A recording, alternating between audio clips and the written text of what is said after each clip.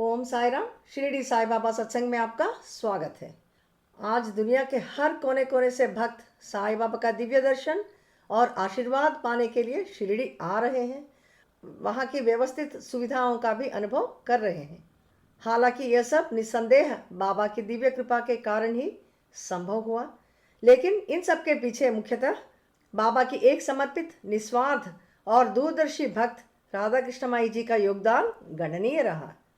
आइए आज के इस एपिसोड में शिरडी के क्षेत्र को एक पवित्र आध्यात्मिक केंद्र बनाने में राधा कृष्ण माई जी का दिया गया योगदान को जानें। यह जानकारी श्रीमती पवनी निर्मला प्रभावती जी के श्री शिरडी साईनाथ भागवतों के अध्याय 9 पर आधारित है। राधा कृष्ण माई बाबा की एक बहुत ही आध्यात्मिक और समर्थ भक्त थी। हालांकि माई ने केवल 9 साल का समय शिरडी में बिताया था, फिर भी उनका योगदान एक स्थायी और शक्तिशाली प्रभाव छोड़ा। शिरडी में मनाई जा रही हर पूजा, उत्सव, सुविधाएं, सब कुछ इन्हीं के अथक प्रयासों का ही नतीजा है।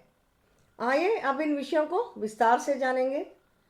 वामन राव पटेल बाबा के एक समर्पित भक्त थे। वे जब पहली बार शिरडी आए थे तब बाबा उन्हें राधा कृष्ण माई के पास जाने के लिए कहते हैं। उनको देखते ही माई के दिल में पुत्र वात्सल्य का भाव जाग उठता है। वे उनको भोजन देकर अपने मन की बातें कहने लगती हैं। वामन राव पटेल भी माई को अपना गुरुमाता समझने लगते हैं। माई कहती हैं, साईं बाबा सिर्फ एक संत नहीं बल्कि एक दिव्य राजा महाराज, जिनकी पूजा बड़ी श्रद्धा और शान से की जानी चाहिए। राधा कृष्ण माई ने जो कुछ भी बाबा के लिए और शिरडी के लिए सोचा था, अपने उन विचारों को साठे जी को बताती हैं और वे इन कार्यों को अमल करने के लिए योजना बनाते हैं। माई इन विषयों को वामन राव पटेल को विस्तार से बताती हैं। राधा कृष्ण माई जी का दृढ़ संकल्प था कि जिस रास्ते से बाबा हर दिन लेंडी बाग जाया करते थे, उस सड़क के दोनों तरफ लोहे के खंभे लगवाकर इनको वायर से जोड़कर उनके ऊपर चमेली जैसे सुगंध भरित पौधों से सजाया जाए, जिन पौधों की लताएं बाबा के लिए फूलों की खुशबू वाली छतरी बन सके। वह रास्ता चिकने पत्थर या टाइल्स से बनवाना चाहती हैं। बाबा के पास अक्सर कई अमीर भक्त आकर बैठते हैं। वह भूल जाते हैं कि बाबा कोई आम इंसान नहीं है, वे एक महान आत्मा है। लोगों को बाबा की दिव्य पहचान दिलाने के लिए वे उनको बाबा के लिए चांदी का पालकी, चांदी की पादुकाएं, चांदी का छत्र, चांदी के डंडे और यहाँ तक कि चांदी का सिंहासन बनाने के लिए कहती हैं। बाबा का घोड़ा शाम करने के लिए सजावट गहने और घुंघरू लाने के लिए कहती हैं, ताकि बाबा से जुड़ी हर चीज़ में दिव्य सुंदरता और शाही शान दिखें। बाबा के पास आने वाले भक्तों की संख्या दिन पर दिन बढ़ता हुआ देख वे चाहती हैं कि अन्नदान के लिए बड़े कांस और चांदी के बर्तन खरीदा जाए। एक सामान्य व्यक्ति की तरह बाबा सब में घुल मिल जाते हैं, फिर भी वे एक महान स्वरूप और दिव्य गुरु हैं। उनको हर दिन 4 आरतियों से पूजना चाहिए। चावड़ी जुलूस, चंदनोत्सव, बाबा की दिव्य आराधना, घोड़ा शाम करने का नृत्य, त्योहारों का जश्न, नित्यानदान, जो सब गहरी भक्त और प्यार से किया जाना चाहिए।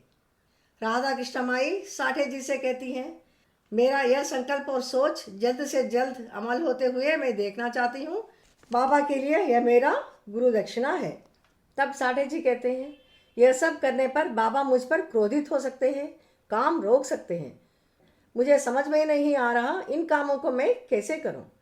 तब माई साठे से कहती हैं, चिंता मत करो, बाबा के किसी भी डांट या सज़ा को झेलने के लिए मैं तैयार हूँ। अगर कुछ भी गलत हुआ तो मैं इसकी पूरी जिम्मेदारी मेरे ऊपर ले लूँगी। बाबा की डांट भी मेरे लिए उनका आशीर्वाद है और एक सच्चे भक्त को संपूर्ण समर्पण और बिना किसी अहंकार के सेवा करनी चाहिए। मुझे भरोसा है कि बाबा मेरे पवित्र निस्वार्थ इरादों को समझेंगे, कभी ना नहीं कहेंगे। भले ही बाबा 72 साल के और मैं 27 की हूँ, हमारी आत्माएं एक हैं। जाओ साठे जाओ, जल्दी से काम करवाओ, कहती हैं माई। माई के ये शब्द साईं बाबा के साथ उनके गहरे आध्यात्मिक जुड़ाव को दर्शाती हैं। माई के इन बातों से प्रेरित होकर साठे जी पूरी तरह से मान जाते हैं और उनके बताए अनुसार काम शुरू करने का वादा करते हैं। राधा कृष्ण माई वामन राव पटेल जी से कहती हैं, उनके कई सुझाव अमल किए गए हैं। बाबा के लिए प्रतिदिन 4 आरतियाँ, भक्तों की संख्या में बढ़ोतरी, चंदन और चावड़ी उत्सव, त्योहार भी बड़ी भक्तिभाव से मनाए जाने लगे। इन विषयों से हमें समझ में आता है कि आज शिरडी में हम जो आध्यात्मिक माहौल और संगठित भक्ति देख रहे हैं, उनका अधिकतर श्रेय राधा कृष्ण माई की सोच, लगन और कड़ी मेहनत की वजह से ही हो पाया है। इतना ही नहीं, राधा कृष्ण माई ही थी जिन्होंने सबसे पहले बाबा को प्यार से साईं महाराज कहकर पुकारा था। यह नाम आज भी हर साईं मंदिर में और हर भक्ति के दिल में यह एक शक्तिशाली मंत्र के रूप में गूंजता है। अनंत कोटि ब्रह्मांड नायक राजाधिराज योगिराज परब्रह्म श्री सच्चिदानंद सद्गुरु साईनाथ महाराज की जय। राधा कृष्ण माई ही वह भक्त थी जिन्होंने लगातार 1 हफ्ते तक नाम जाप करने की प्रथा शुरू की थी, जिसे नाम सप्ताह के नाम से जाना जाता है, जिसमें सामूहिक भक्ति होती है। द्वारका माई की साईं बाबा की दिव्य तस्वीर जिसे जयकर जी ने बनाया था, वह भी राधा कृष्ण माई के प्रेरणा से ही बना था। राधा कृष्ण माई ही वह इंसान थी जिन्होंने शिरडी के आध्यात्मिक और व्यवस्थित विकास के लिए शिरडी साई संस्थान बनाने का सुझाव दिया था।